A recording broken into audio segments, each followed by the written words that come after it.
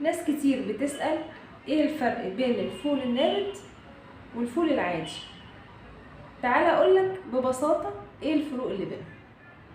الفول العادي مفيد، غني بالبروتين والالياف، لكن ساعات بيعمل انتفاخات وتعب في القولون. لكن الفول النابت بقى هو ده السر. معاكم إيمان الجندي، استشاري تغذية علاجية، سمنة ونحافة ورياضيين، حوامل ومرضعات، أطفال وبالغين وبارسن وذوي أمراض مزمنة.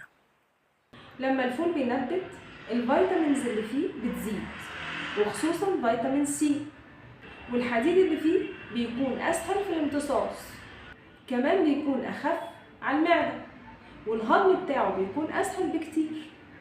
يعني لو عندك أنيميا أو قولون يبقى الفول النابت هو الحل الأمثل.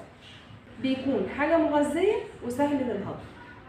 بس خلي بالك الفول النابت ما يتسابش بره التلاجة أكتر من 24 ساعة علشان ما يبقاش فيه تلوث.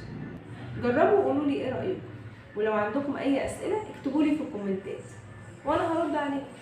ربنا يبارك في صحة الجميع.